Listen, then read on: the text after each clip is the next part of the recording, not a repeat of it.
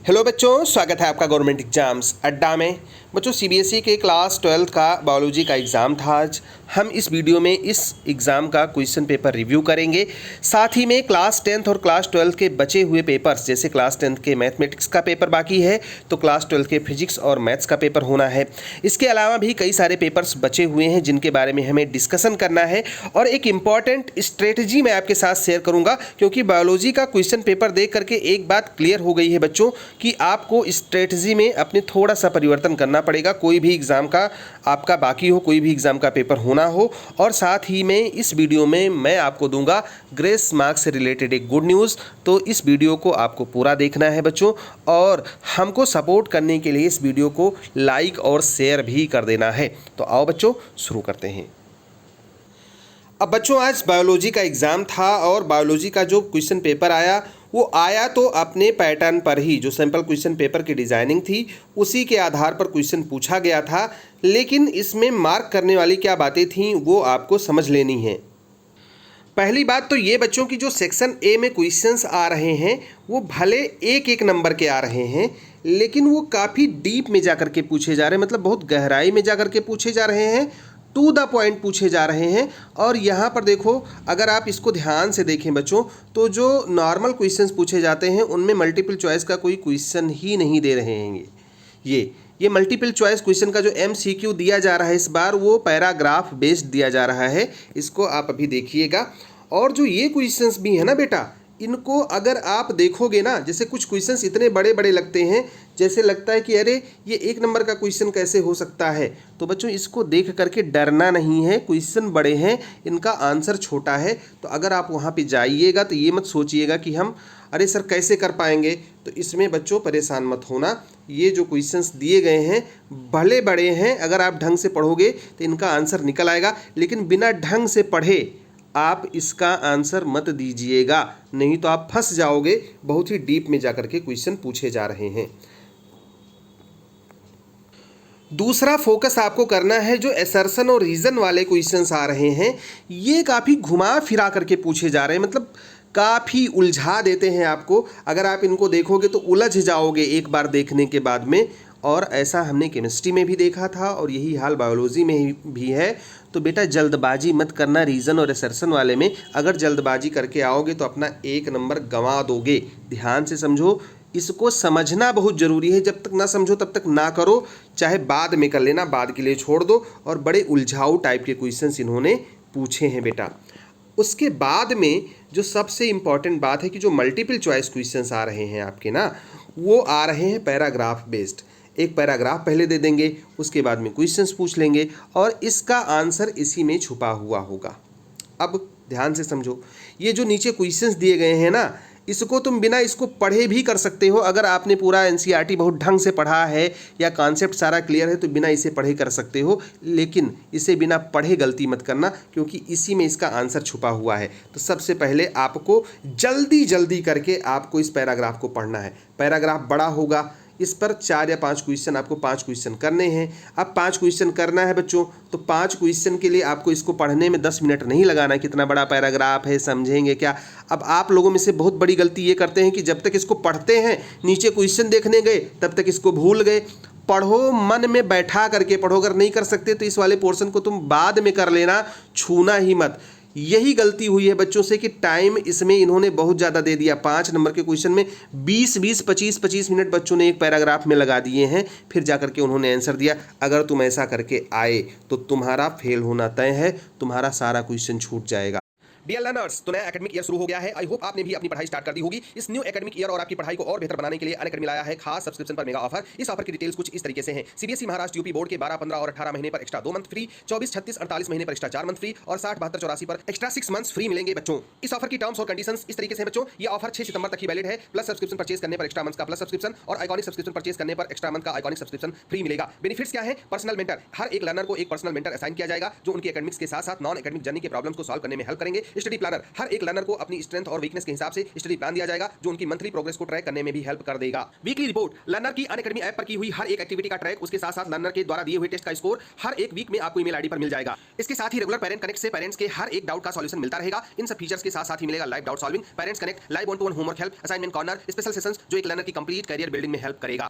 आपके एस्पिरेशंस को साकार करने का इससे अच्छा मौका नहीं मिल सकता। तो बच्चों, ये ऑफर काफी लिमिटेड टाइम के लिए है। ये ऑफर्स आपको अपना पूरा एकेडमिक ईयर को अच्छे से प्रिपेयर करने में हेल्प करेंगे। लिंक्स डिस्क्रिप्शन में दिए हैं, ऐप डाउनलोड करें, यूज करें मेरा कोड GEA, आपको 10% डिस्काउंट मिलेगा किसी भी अनअकैडमी पेड सब्सक्रिप्शन को परचेज करने पर। तो जो पैराग्राफ बेस्ड क्वेश्चंस है ना, इनको मैं यही सुझाव दूंगा कि जो रीजन एसर्शन वाले हैं इनको ढंग से पढ़ो, पैराग्राफ वालों को ढंग से पढ़ो।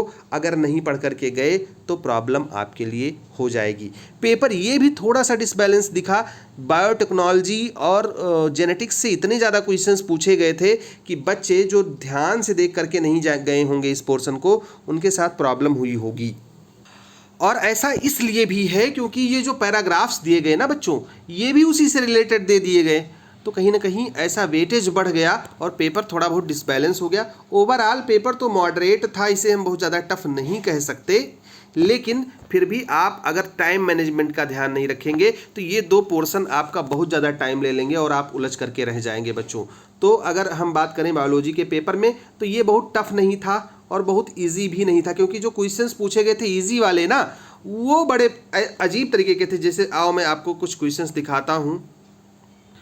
जैसे देखो बच्चों, पहला क्वेश्चन आया था जेनेटिक्स का कि जो ह्यूमन ब्लड ग्रुप है, ब्लड ग्रुप बी का पॉसिबल जेनेटिक आपको जीनोटाइप लिखना है। तो बस बहुत ही आसान है, ब्लड ग्रुप इनहेरिटेंस में आपने पढ़ा होगा कि ब्लड ग्रुप के पॉसिबल जीनोटाइप्स क्या क्या होते हैं।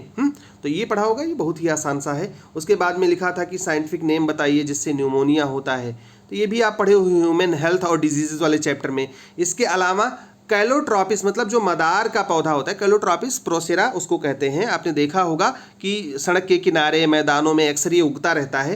क्वेश्चन पूछ लिया था कि उसे ये जो जानवर होते हैं या बकरियां होती हैं नॉर्मली उसके आसपास नहीं जाती, उसको खाती नहीं है, ऐसा क्या है?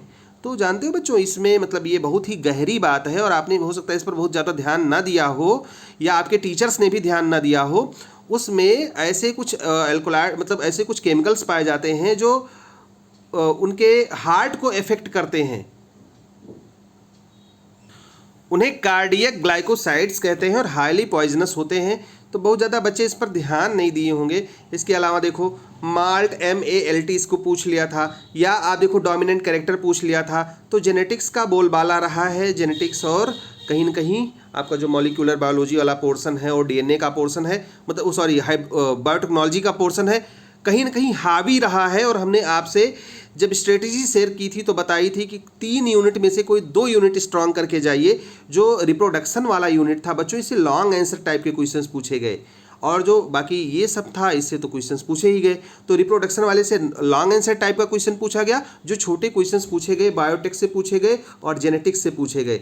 तो कहीं ना कहीं पेपर ओवरऑल बैलेंस था और ठीक ठाक पेपर था। अगर आप ढंग से तैयारी करके गए होंगे और आपने इसको किया होगा तो आराम से आप इसमें पास हो जाएंगे।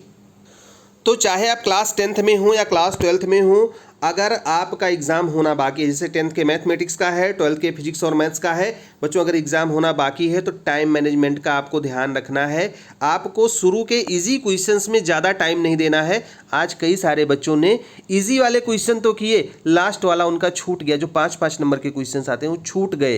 तो बच्चा ये काम मत करना, नहीं तो तुम भी बहुत पछताओगे शुरू में, समझ रहे हो।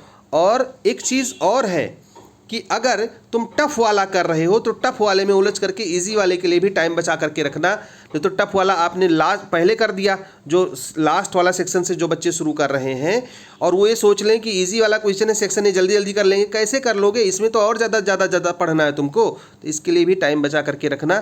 कहने का मतलब है कि टाइम मैनेजमेंट की प्रैक्टिस करके जाना बच्चों। अब ग्रेस मार्क्स वाली गुड न्यूज़ आपको दे देते हैं, और ये गुड न्यूज़ ये है बच्चों कि हमने एक प्लान अपनी बना ली है कि हमको किस तरीके से अपनी आवाज़ उठानी है। हमने रिप्रेजेंटेशन तैयार कर लिया है, और जैसे ही क्लास 10th और 12th का एग्ज़ाम ख़त्म हो जाएगा, हम 13th के बाद में अपना ये स्ट्रेटजी आपके साथ शेयर कर देंगे। और इतना ज़बरदस्त समर्थन मिल रहा है लोगों का, आपने शेयर किया है, लाइक किया है, सब्सक्राइब किया है, और इसको आगे बढ़ाया है। कई सारे मीडिया वालों का फ़ोन आया, कई सारे एक्टिविस्ट का फ़ोन आया है कि आप इस बात को उठाइए, हम लोग भी सपोर्ट करेंगे और आपकी ये मुहिम बहुत अच्छी है, बच्चों के साथ वास्तव में सही नहीं हुआ है। तो बच्चों सही बात है, जब आपके साथ में सही नहीं हुआ है तो कौन सही कहेगा। तो ग्रेस मार्क्स वाली जो मुहिम है ना, इसको इस आवाज़ को मजबूती मिल रही है और आप लोग एकजुट हो जाओ। चाहे आप एक टेलीग्राम ग्रुप बना लो या मैं ही बना करके आपके साथ शेयर कर दूंगा, उसमें सभी लोग जुड़ जाओ और या तो फिर मेरे ही ग्रुप से जुड़ जाओ। टेलीग्राम ग्रुप का लिंक दिया हुआ डिस्क्रिप्शन में वीडियो के, वहाँ पर जुड़ जाओ और उसमें हम लोग अपनी स्ट्रेटेजी शेयर करेंगे कि किस तरीके से हमें अपनी बात उठानी है, किस किस के पास में हमको किस किस माध्यम से अपनी बात भेजनी है। और इसका जो कुछ भी हम करेंगे इसमें मीडिया को भी इन्वॉल्व करेंगे, ताकि जो कुछ भी हम कर रहे हैं उसकी आवाज़ वो लोग भी उठाएं। और जब इस तरीके से उठाएंगे तो सीबीएसई को ये बात माननी पड़ेगी और उम्मीद है कि सीबीएसई भी इस बारे में गंभीरता से सोच रही होगी, और नहीं सोचेगी तो भी बच्चों का नुकसान ही है, तो वो भी ऐसा नहीं करेगी, बच्चों के फ़ायदे के बारे में सोच रही है। तो गुड न्यूज़ यही थी कि आपका सपोर्ट हमें बहुत अच्छा मिला है और इस वजह से कई लोगों ने संपर्क किया है। ऐसे ही सपोर्ट मिलता रहा तो तुम्हें निश्चित रूप से ग्रेस मार्क्स वाली खुशखबरी जल्द मिल जाएगी बच्चों। तो इस वीडियो में फिलहाल इतना ही। All the best, may God bless you. Thank you for watching this video.